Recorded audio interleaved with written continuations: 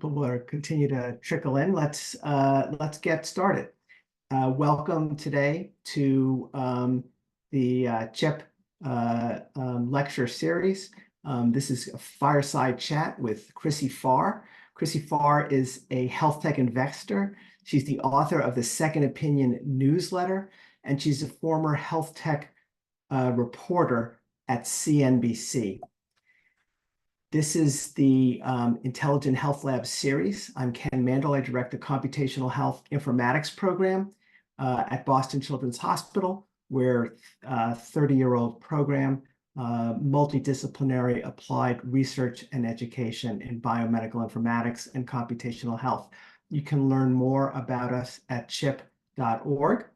We're going to jump in.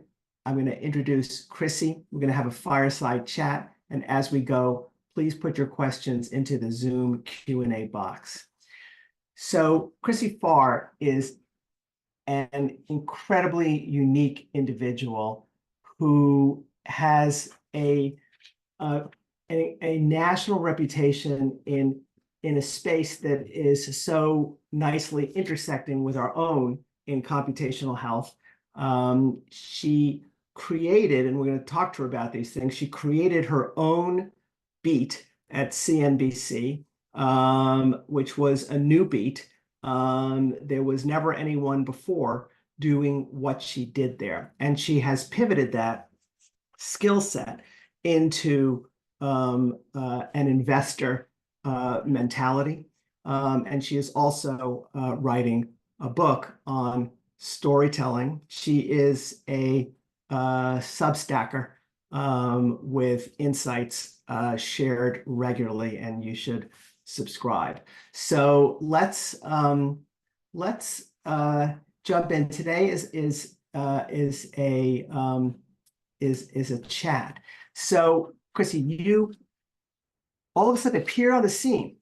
In what year? What, 2017, 16? Like really burst onto the scene in health tech. I But was in CNBC, when you really like grabbed that health tech beat, when was that? So that was probably around 2016, 2017, but I had been in health tech journalism for about 5 years prior to that. So I started out at VentureBeat, which I don't know if anybody remembers them. I think they are still around, but was a tech blog, and I started out there in 2011 kind of time frame. So that was during, and I don't know how many people remember this, but the High-Tech Act and the Affordable Care Act and all that stuff was happening at that time. So not to jump ahead, but that was what initially interested me in this area. And then it was years before I ended up at CNBC, and CNBC, to their credit, let me actually cover this area.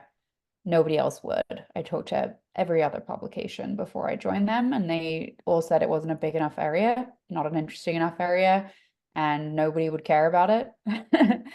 So CNBC took a leap of faith, and it all kind of went from that. I mean, just a few years before that, as we were very much operating within the health, the High-Tech Act space.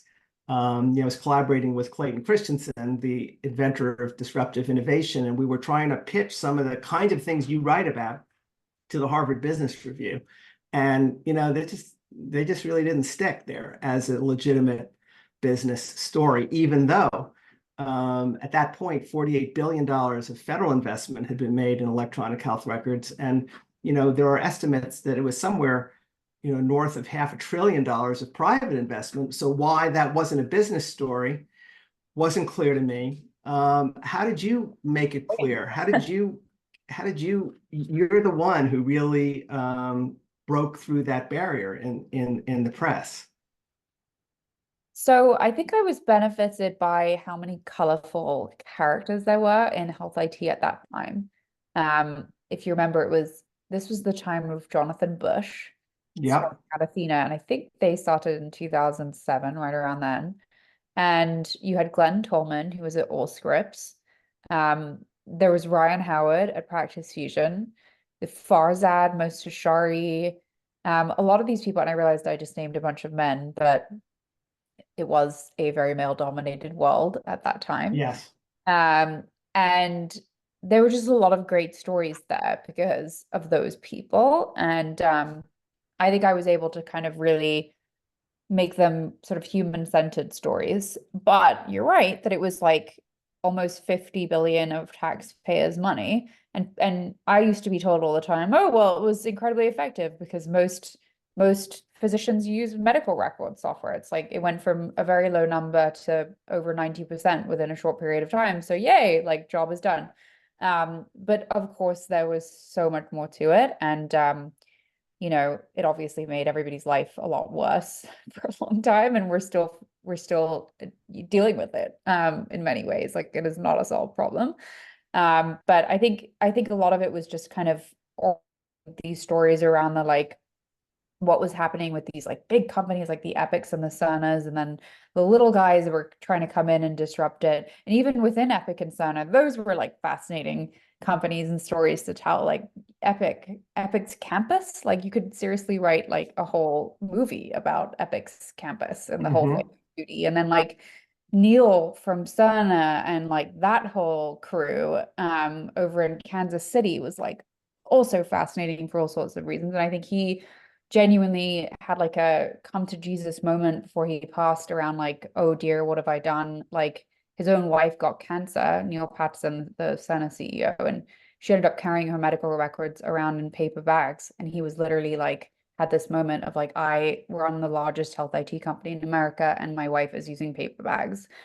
And so that's what set them off on more of a kind of interoperability quest in the kind of later years. But there was just all kinds of stuff like that that I was able to surface that I think showed the human side of what was going on. And like the number one rule of storytelling is people, not things. And so being situated in San Francisco is probably very helpful for this. Kind of. Yeah. I mean, I think people have wanted for a long time for Silicon Valley to disrupt healthcare and to be the center of everything. But I feel like I got much better stories out of the East Coast and Boston and DC. Because the Valley types have never really, this is like a lot of my reporting, like the Valley types have never really been able to crack it. So, you know, yes and no, it's complicated. Were there Valley type stories and trajectories that you were more optimistic about at first when you started to cover, and then you sort of saw them go off the rails in some way or another that lead you to say that? Big tech, like seriously, you guys have so much potential. What have you done? I mean, these companies, they have so much money. I really thought that, you know, and one could argue that yes, like they don't know healthcare, it's complicated, yada, yada, yada. People have made those arguments. Frankly, I find them boring arguments. It is complicated, but like these companies have more money than, you know, most countries. And there are plenty of people that will go and work there. So I don't, you know, it's disappointing to me that they haven't done more, especially thinking about companies like Google, where, you know, you look at who's around the table, they've got some of the smartest people in healthcare. I don't know. And I couldn't tell you what they're doing. So that's been my kind of greatest disappointment. But there is a part of me that's still kind of watching and ready to see them do something. And maybe we just haven't seen it yet. Do you think your reporting ever advances the ecosystem itself? Does it have an impact besides informing people? Do you think you had any role in shaping some of the progress? I think that's a big existential question. Like what is the role of journalism? But I like to think that healthcare is the way that it is, and it's as broken as it is because nobody understands it. Like it's a really complicated beast. And I was fortunate enough to have people in my life that would sit me down and pull out the napkin and the pen and just diagram it up and show me, you know, this is how it works. This is how the money flows. This is where the companies sit. And if I could get to that level of understanding and then be able to explain it to people at a sixth grade level, which is what we had to do in media, you know, I think that there was something important about that. Because if you're a patient sitting around going, oh my God, that's how the drug supply chain works. Oh my God, you know, this Change Healthcare hack happened and I didn't realize that like this company was so giant. And Right. like such a duopoly or even monopoly, then that's, in my mind, like that is a lever for change. Like you can work behind the scenes, yes, but you can also work with an audience. And I think one of the biggest, most disruptive things that can happen in healthcare is honestly not technology. I think it's good communication. So change healthcare, yes, big story. People really often, many people did not understand what a central role they played in all transactions in healthcare. And yet here it is, and here are the stories in this kind of immediate post-mortem or ICU setting for what's going on, and hopefully soon a recovery.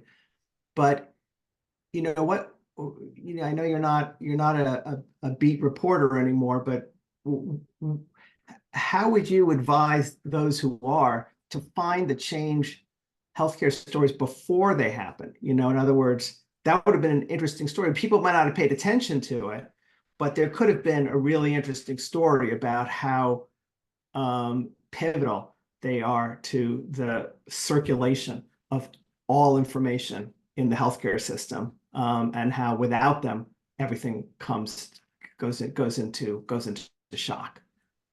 Yeah, I don't even know that you even need to find the like before change healthcare happens and becomes a massive deal story. I think there's even just like a big and important piece of journalism and journalistic work that can be done now around like how do they become, I think I read somewhere that it's like 50% of all healthcare claims are processed through change healthcare.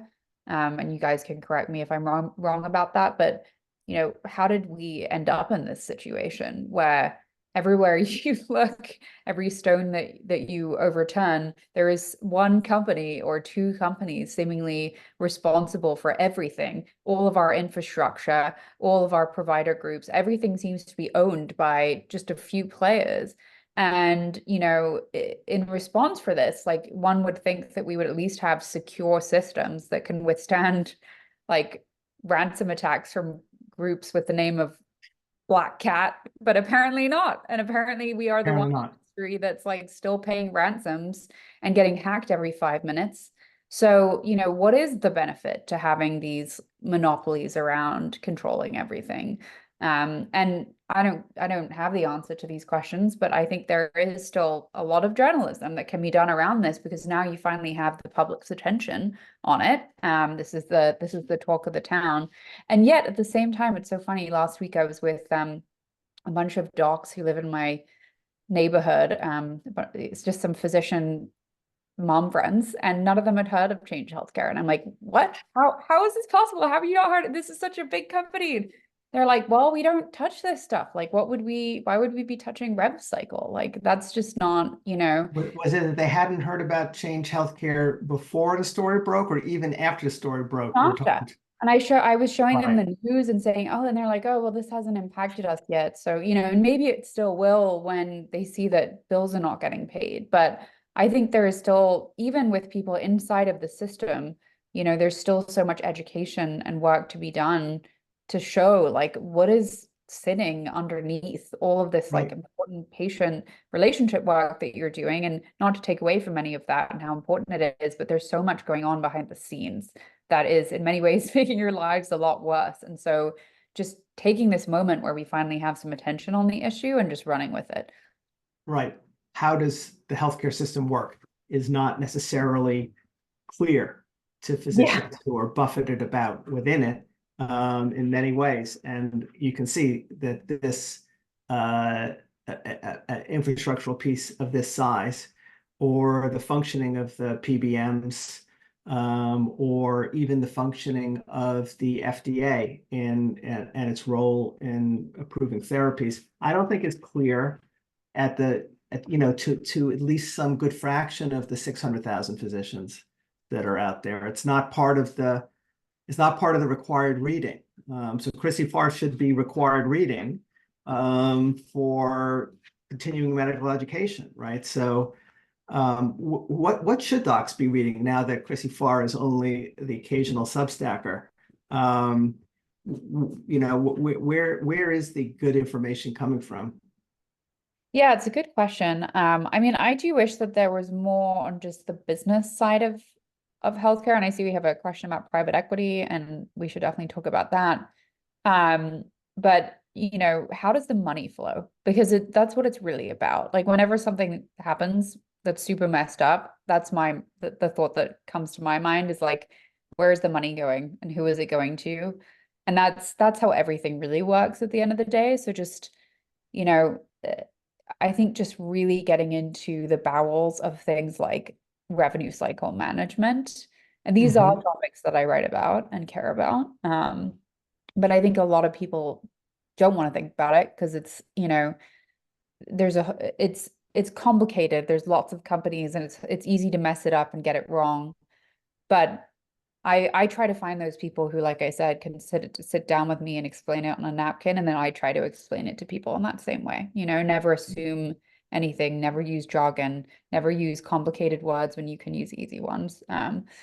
So I think the business side of healthcare and the money side of healthcare is going to be a big area that, clinicians, including physicians, will be forced to learn about in the coming years for many reasons, including, things like this that happened this week, but also the fact that the patients are going to be calling them up and saying, why am I on the hook for this $200 copay? I mean, everything's moving in that direction, and it's going to force us all to kind of have to really peek under the hood.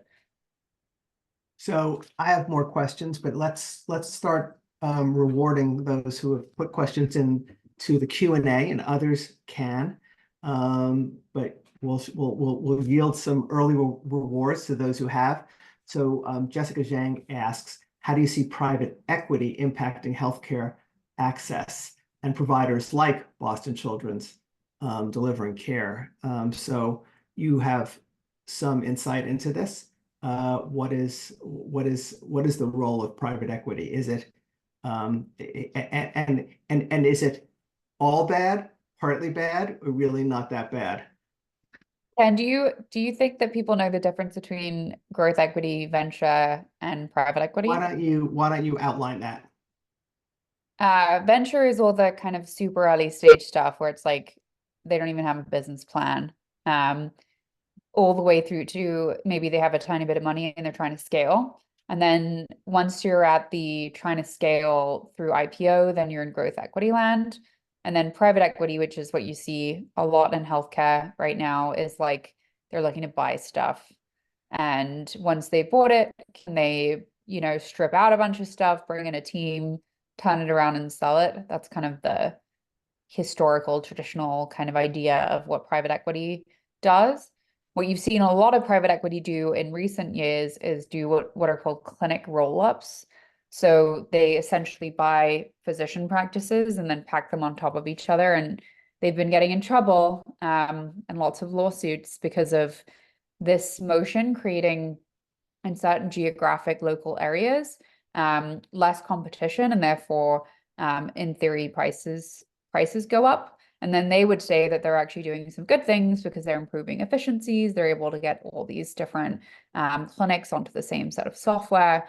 So it's kind of a contentious issue, and I've heard it from both sides. But it's definitely, again, back to this point of like why clinicians should know about the business of healthcare. Like private equity is increasingly going to be the employer in the coming years, especially with this clinic roll-up strategy. And you see it in digital health too. Like it's a lot of these digital health companies are basically just virtual provider groups, and private equity is buying them too and packing them together just the same way. So, I don't have an answer for like, is it good, is it bad? Because it totally depends. But I do think that it's a big deal. And you look at certain areas like, I've just been spending time in the fertility area, and it's shocking how many of these fertility clinics are owned by private equity. So it's honestly everywhere, and worth kind of forming an opinion about. There's a question, right, as to whether private equity will have, a mission that takes social benefit and patient outcomes into account, right? Given that they're very financially driven. And so do you think in what you've seen, in your role as an investor, and the research you've done in those areas, do you see, is it concerning, or is it do you think overblown? I think there are elements to which it's concerning. I think it's concerning when you look at an area like fertility and they're still using, like, I didn't realize this until recently, but they're still using, like, not even using digital barcoding for like the sensitive biological materials. It's being stored in vats with like post-it notes, basically. Yeah. And the reason behind that, as I've been asking, is like, oh, we don't want to spend the 20K on like digital barcoding technology because we have a private equity owner and they're trying to strip out basically every last dollar out of this clinic. And it makes it really difficult to invest in any new innovation that can really, push the field forward in any substantial way. So I think that part of it is concerning. On the other hand, certainly in some cases, like maybe you could say there's some credence to the arguments that they make around efficiency improvements and being able to kind of look at healthcare with more of the lens of kind of an economist or somebody who's thinking through kind of some of these things from the top down. But I think it's, difficult answer and it's a difficult question. And I don't know that I come down, one way or the other, but I see both sides and I see how it's case by case dependent. So, private equity is a major factor. And there's this thing called AI, which all of a sudden is showing up. What's the intersection between private equity and their goals and the opportunity to have an incredible amount of AI-driven automation in care? Well, I think everybody right now, like I was just talking to a health system based in New York, and they were saying that, they're thinking a lot about AI, but like they recognize that it's probably going to replace a lot of jobs. And it's hard when you may not believe this about a health system executive, but this was the conversation we were having, that like you get to know people and you like the people that you work with. And we're talking about jobs at the end of the day. Like this is probably going to replace some jobs. So, that's a factor. And if you're a private equity overlord, you might like that idea because replacing jobs is one of the big ways in which you can make a company more profitable. Right. So I think that is a piece of it. On the other side, I know I'm supposed to be like this techno optimist, but as a patient, I'm like, the last thing I want is some AI bot speaking to me when I'm trying to talk to a human. I mean, every time I call customer service, I'm that person frantically pressing 0, just trying to get through to like any human being that I can speak to.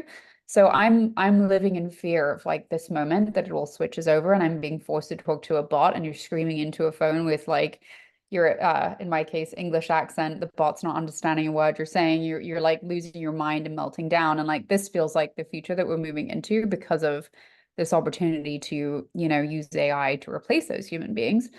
At the same time, I had a call with Shiv Rao from a bridge the other day, and he was showing me that technology, and it was pretty cool. I'm not gonna lie. I was like, wow, we did like a real, fake encounter. I was a patient, he was a physician. He showed me how at the end of it, it basically had like spat out a perfect clinical summary. And if you clicked on like any point in the summary, it would speak you could hear your own voice like being repeated back to you because it was just pretty cool and it was like all audited. And so, I see stuff like that and I think maybe AI has a lot of potential. But I just don't know if we're going to use it in the right ways. And as yet, it hasn't impacted me, in any way. So I'm trying not to get ahead of my skis. So here's a question from Asif Shinwala. How do you manage fraud if there's a lack of transparency and understanding? Who's the lack of transparency benefiting? So in these interstices where only a limited number of players in the healthcare system actually understand the way things work, is that a fertile ground for fraud? Yes. And fraud is rampant in our system everywhere you look. And there are no big groups that are incentivized to actually care about cost going up and up and up, except patients. So cost goes up and up and up and up. And then you just see all this like obfuscation just perpetuated year after year after year. And cost just keeps going up and fraud just keeps going up. So yeah, I think that everybody is aligned in this kind of, you know, blood communication, and everybody is happy in the system when nobody understands it. And that's why I've seen in my journalism life, like the only ways that startups have ever been successful against incumbents is when they go to DC and they start knocking on doors. Because if you're a PBM, the most threatening thing is anybody in government actually understands what the heck the PBM does. Because they have been living this great lie for many years that what they do is just bring down drug prices and improve quality. And there is, of course, a lot more happening than that, you know, related to rebates and many other things. But it's imperative to their bottom line that nobody understand it. And that's what I think is so interesting about what a communicator can do, whether it is a journalist, whether it is a physician.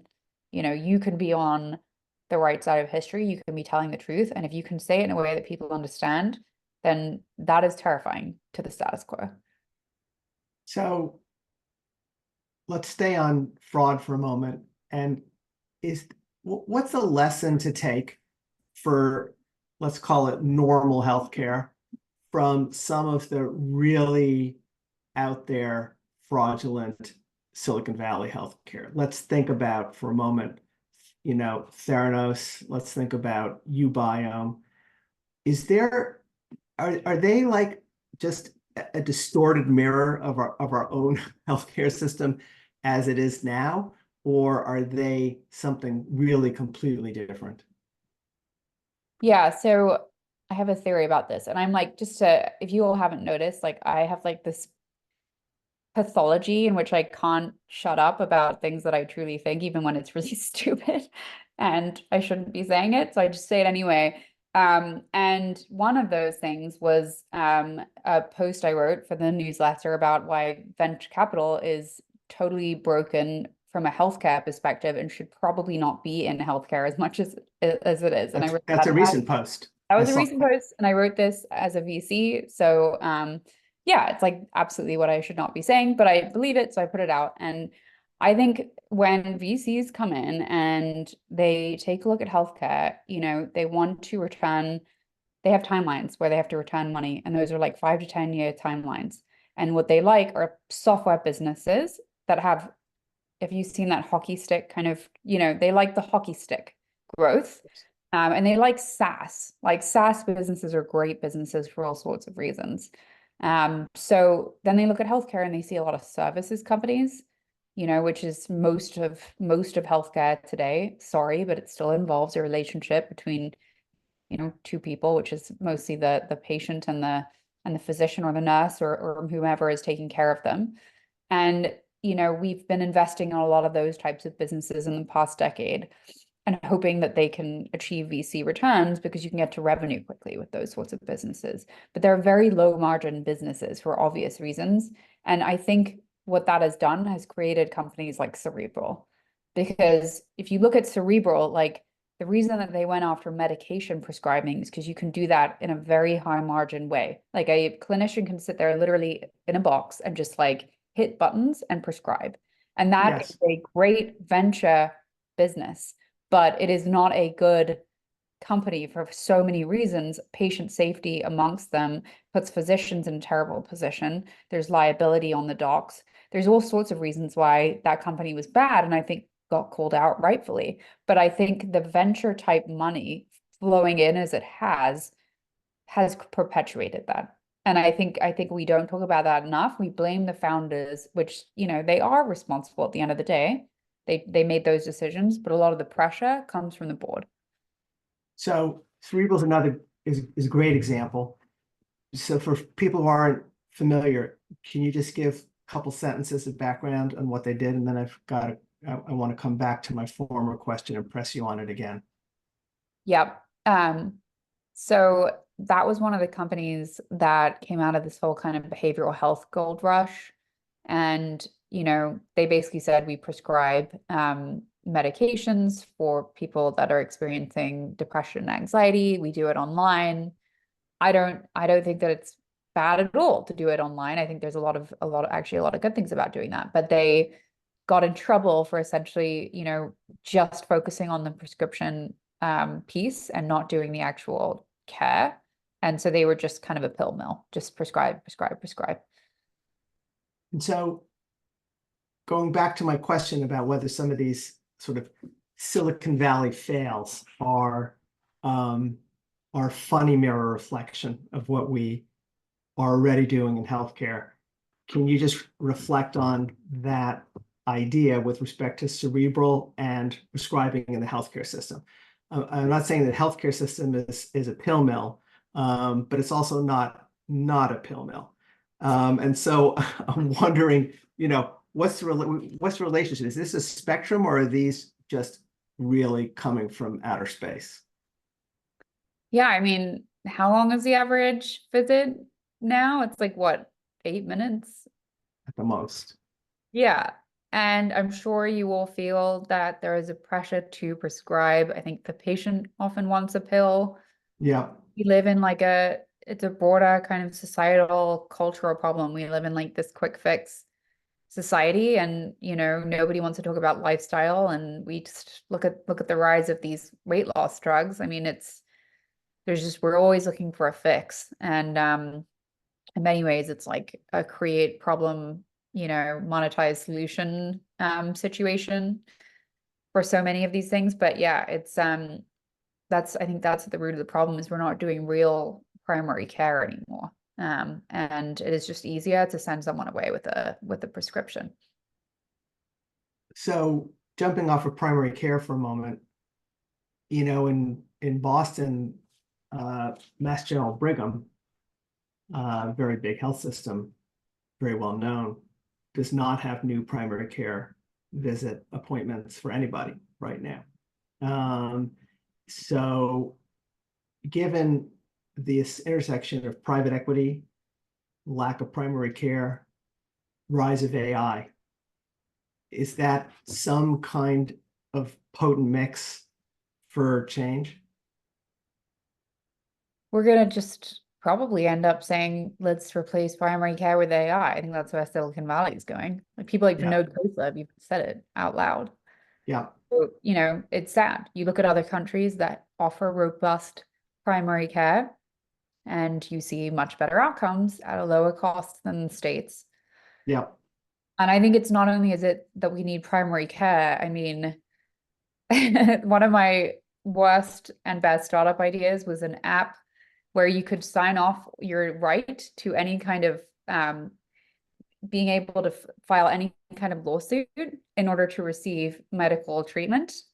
And it's never going to happen because this is, there's no way to really guarantee that. But a lot of America is the way that it is because of liability and fear of litigation. And so back to your point about prescriptions, we don't live in a time when physicians are rewarded for telling patients the truth, even if it's not really what they want to hear. And we're not living in a time where you're rewarded for caring about outcomes, caring about value, caring about the longitudinal health and well-being of a patient. And this is a much bigger problem. And, I think we'd have to have a totally different system in order to fix it. But that seems like that's the kind of battle that has to be fought every day between doing the thing that feels like the right thing and why people got into medicine in the first place versus kind of what the system encourages you to do. And as a side note, just looking at the salaries of, across every medical specialty and just what we value in this country, primary care is at the bottom, pediatrics is at the bottom, it's all the kind of true medical specialties with a lot of lifestyle and patient kind of real time associated with them that we kind of value least. And of course, infectious diseases is near the bottom, even though we just had a pandemic. Yes. So yeah, on the malpractice idea, interesting finding by my fellowship mentor had done the very well-known at the time New York medical malpractice study, which involved chart review across New York State and looking for instances of malpractice, and published in the New England Journal. Huge impact. And what it basically found was that about 90% of medical malpractice cases are frivolous. And at the same time, about 90% of real medical malpractice identified in these charts never results in a lawsuit. So it's a completely mismatched. The malpractice suits are not on the right cases most of the time. Yeah, this is why I will text all my pediatric questions and concerns to Dr. Matt Sampson, employed by Boston Children's Hospital, as a friend and never a physician, because I know I'm going to get the real truth. That's the way to go. Good call out for Matt Sampson. So here's a question from Andy McMurray. Back to your Google and big tech in healthcare. Why haven't Google and big tech entered the EHR game? Many of us thought that they would. And the closest that has happened in this regard, perhaps, is that Oracle purchased Cerner. Okay, well, I have thoughts on this. Are we allowed to gossip? Yeah, we can gossip. Okay. Well, I did hear that there was a lot of interest in, that company that you mentioned buying one of the EHR companies that you mentioned. But I think one of the reasons that it hasn't happened is because these EHR companies are businesses with a lot of human beings employed to do very manual tasks. And that does not fit in to the culture of a technology company, which is the opposite. It's as few people as possible trying to do the most technical software-driven work.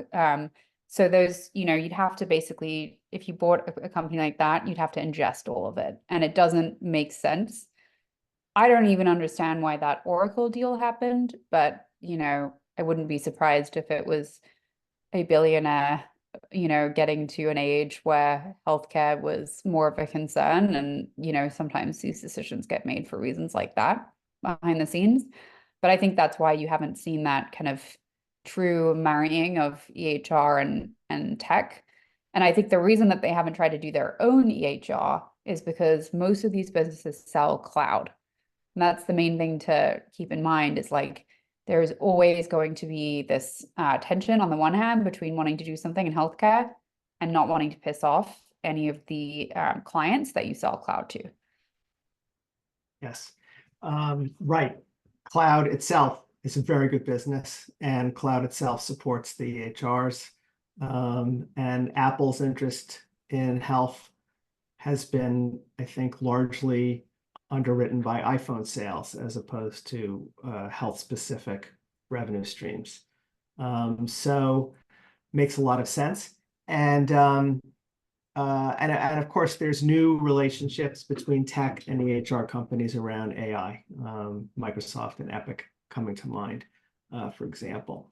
So here's a question from Deborah Wiener, emergency physician, really asking how we build trust in the healthcare system. Trust in everything seems to be a little lower than it was a few years ago in institutions across the board, whether it's healthcare journalism, political institutions. Let's look at health, though. What are some of the best and most effective steps that could be taken to ensure public trust in healthcare after we've seen a lot of division and question marks these last few years? Well, I think that institutions need to provide a lot more transparency. I think the way that communications and marketing is done today is very broken. I think all we see are like announcements all the time, like milestones and announcements, and nobody really explains how these decisions get made and what the thought processes are behind them. So I think it's just a lot of window dressing, and that doesn't build trust. On the individual kind of what can a provider do? I'm not a provider, so I couldn't say, and I have utmost respect for those who do it. The only thing I would say from a patient perspective is that it does seem at times like we've had kind of paternalistic relationships, and you see a lot of kind of folks worrying about the role of Dr. Google and the patient being kind of overly informed and taking matters into their own hands.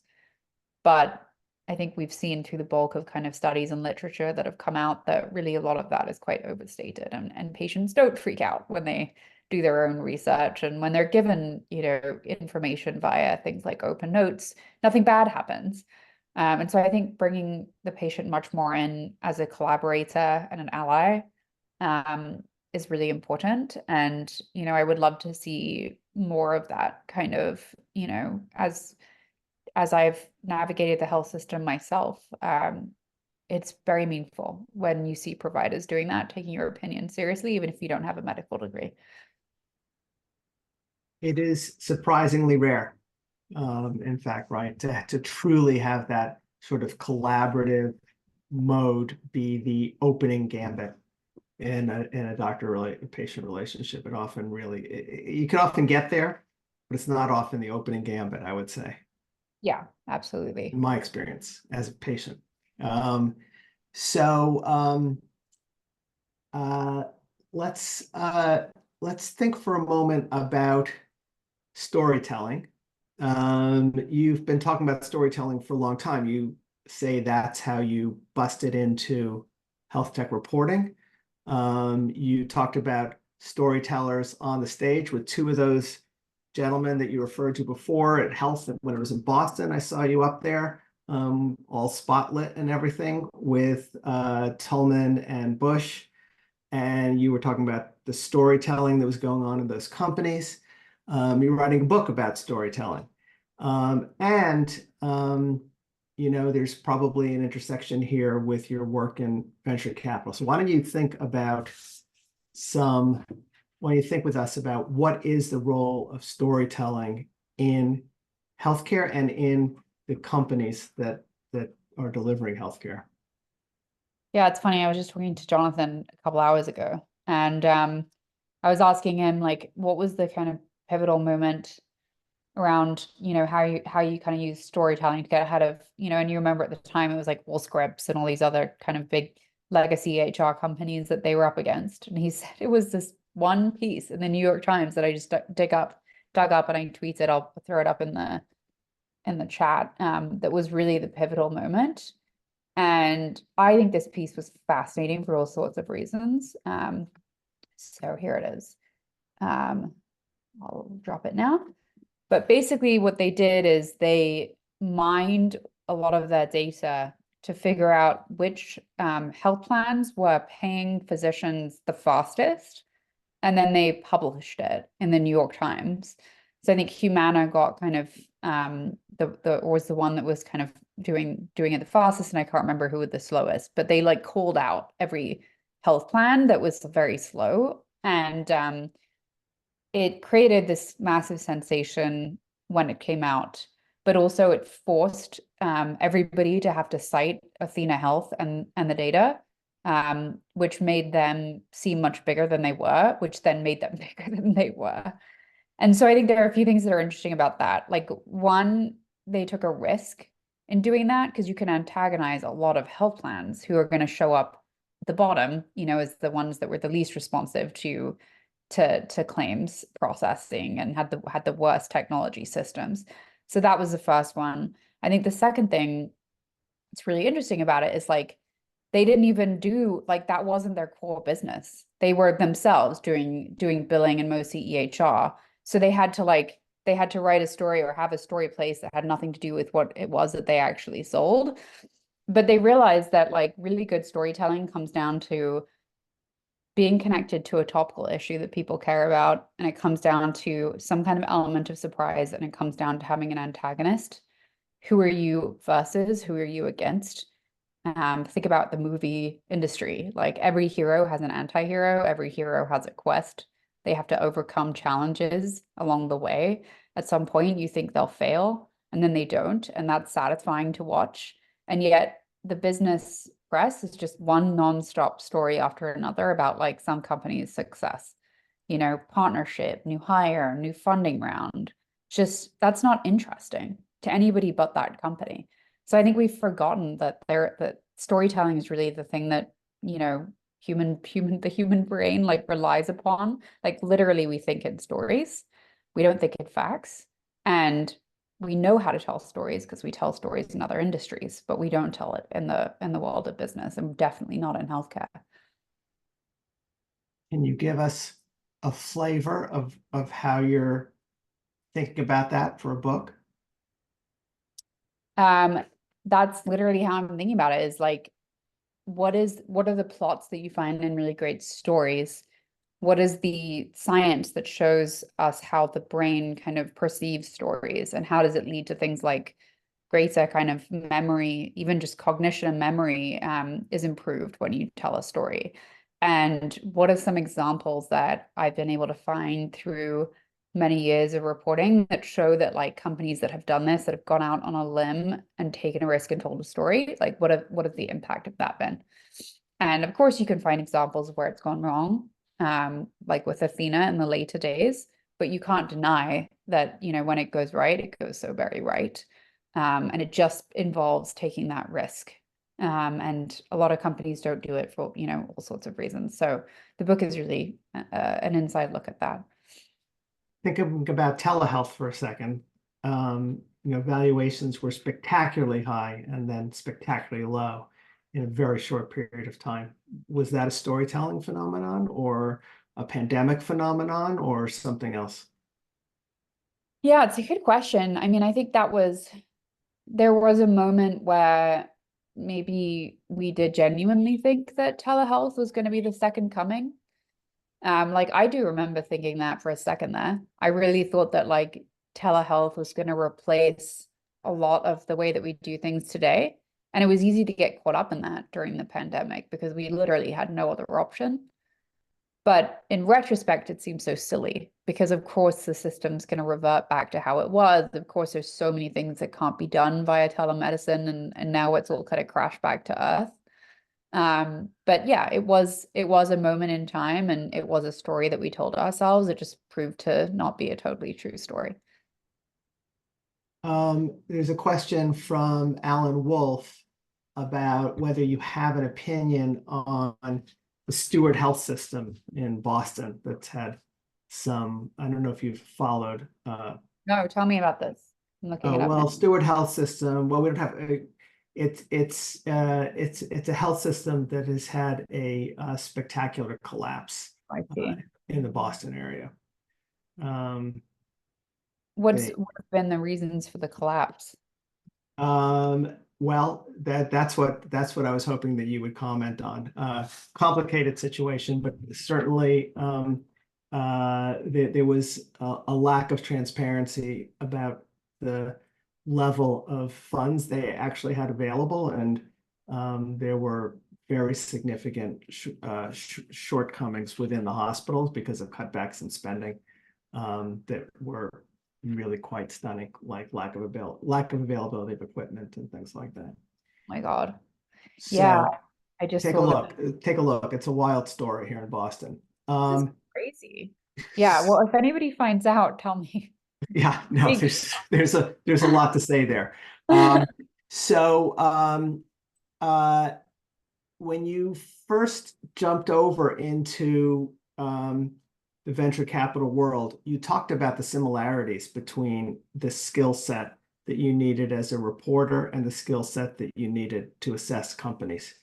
First of all, what did you mean? And second of all, did that turn out to be true when you got there?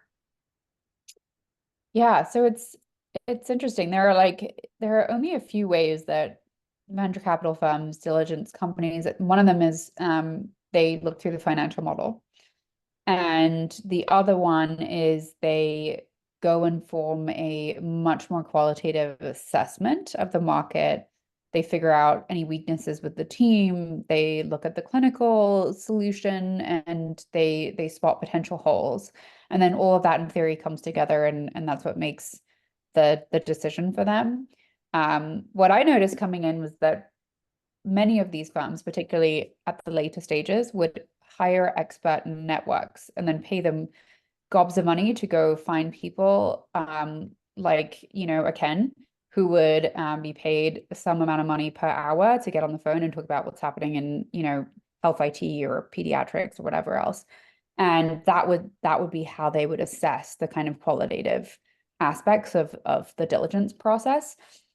And coming from journalism, I just immediately was extremely skeptical of that, because there are things that you say, as you all know, when somebody is paying you to say them, and then there are things that you will say to a friend over a drink, and those might be two very different things. And so what I thought was interesting about the kind of journalism angle to investment was, I'm so used to getting rejected. I'm so used to calling people and having them hang up, and I no longer care. And so, if I'm looking at a company, it's the same way. Like, I'm trying to reach the people that really know, not the people who are being paid. And that was what I was kind of going after. And who knows, like, if that's the right strategy, or the old one is the right strategy. But that was what I thought was interesting about applying those skills to the investment process. And in assessing companies, what wisdom have you gained in these last few years in venture?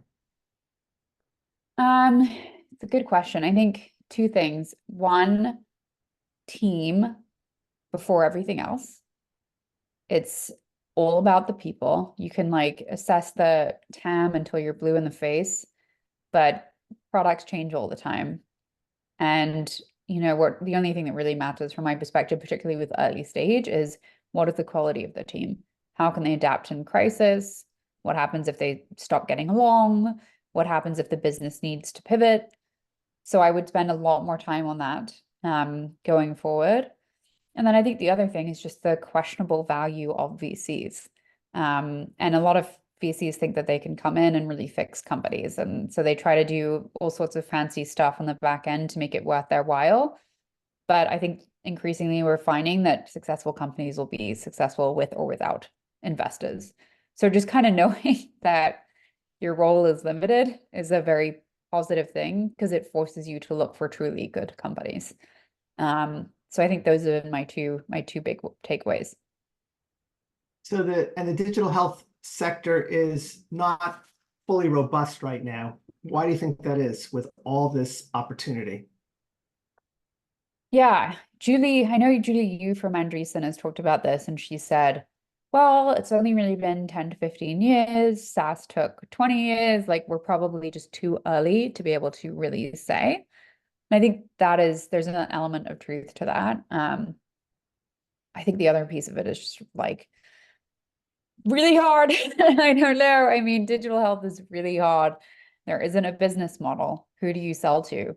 And again, I just wrote about this because the employer was the buyer for a long time, the self-insured employer. And now it's just they're not buying any of this new stuff. And nobody wants to sell to health systems for reasons that I don't need to explain to any of you all. And we don't, health plans, maybe it's really hard to sell to health plans for all sorts of reasons. And so who's going to buy this stuff? And I don't think that anybody really has the answer for that, outside of kind of maybe a few exceptions of companies that we might see go out in the next couple of years that will maybe increase enthusiasm a little bit. But that, to me, at the end of the day, is the problem. It's the lack of business model. I've seen so many companies that they're going to sell to consumers, and then now we're going to sell to hospitals, and then now we're going to actually sell to payers and pharma. It must be a somewhat of a disappointing and bumpy journey, but that is a path that I've seen time and time again. Yep. And most of these companies run out of money by the time they can figure out who to sell to. So it's really tough. I think it's probably why it makes the most sense to invest in people that have some kind of connection to the buyer and to the system, rather than people who just come out of tech. So, you don't have to be an expert in AI, and I don't want to pressure you on this question, but let's just think for a moment about lessons learned from other digital health um, opportunities. There is a feeding frenzy right now. There are very big companies in the space. To me, it seems things are a little bit different than we've seen before, and because there are such big companies in the space that a business model in AI right now seems particularly vulnerable unless you're really smart. If you're imitating what's going on, let's say in the large language model world, or fine-tuning a large language model, or coming up with your own large language model, about being immediately wiped out by the same feature appearing at a very large scale in a very big product. Do you have any advice to innovators in AI thinking about what will be a viable business model in AI versus what is sort of a very interesting technological problem to solve right now, but that will not be a problem that people need solved even a few months from now, potentially? Oh, it's so tricky. I think the only things that I've really seen take off involve, at least on the more clinical workflow side, you have to find a way to partner up with the incumbents. Like stuff that, like, I think a bridge part being an Epic Pal customer was the thing that finally meant that after years of trying to sell health systems, that they were actually able to go to, knock on the door of the big AMCs and make some progress. So just being able to integrate with existing systems that, a clinician uses every day, and doing that even though there is an existential threat of those types of companies coming in and competing with you. I think you have to do it anyway because there isn't a way around it. I think that's really tricky. I think what you said around the LLMs, just like every week there is some update, like nobody can keep track of it. Zach Kohaney. It's more like hourly. Yeah, hourly. I mean, the book that Peter Lee and Zach Kohaney wrote about AI, they literally put in the first paragraph, like, this book is probably not going to be relevant anymore in like an hour from now. So, the pace of change and progress here is quite insane. And I think it's really exciting from that perspective. At the same time, like, I'm trying not to get overly hyped up about it because don't you remember IBM Watson? I mean, like, we've been told before that this stuff is the second coming, and I don't know. I'm still, once I see it in real life, once I have an experience outside of my professional life, in my personal life where I see it as a patient, then I'm going to get excited. But until then, I'm sitting it out. That is a very interesting disconnect because we hear a lot about digital health in our professions. And then as patients, we don't tend to experience very much of it at all. And so how close do you think we are to patients actually feeling it? Yeah.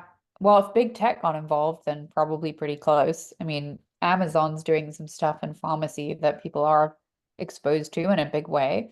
That is real. And good That is RX, real. things like that have come along and been real for people.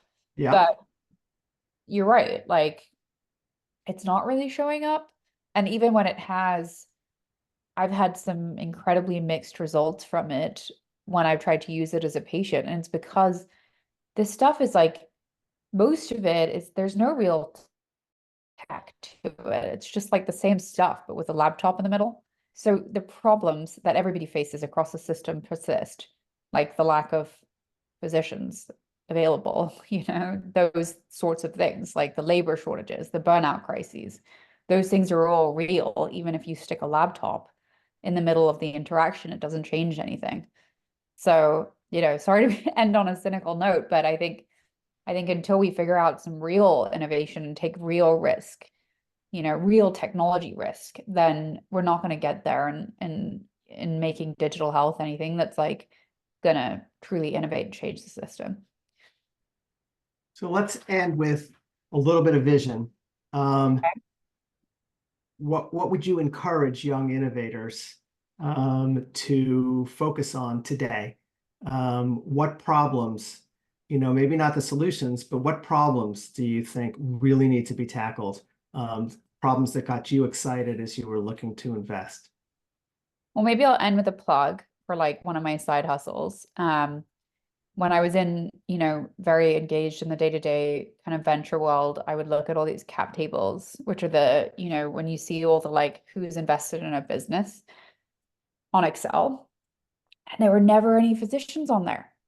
It was always just like finance people and tech people, but no physicians, no nurses, no pharmacists, and so on and so on. And so I threw that out there on LinkedIn and Twitter, and I said, does anybody want to learn how to do investing, who is in a clinical role? And I got in the thousands of responses. So I just put together a Slack and a little syndicate, and it's just going to give doctors and nurses, everybody, access to Silicon Valley companies that you would never get to see. And you get to invest if you want to invest, or just learn how, or just anything that you want to do. But I think that would be an amazing change in the system, is instead of all this private money being thrown, like you said, top of the coal into stuff, and then you guys just have to be the users of it. You should get a seat at the table. You should get skin in the game.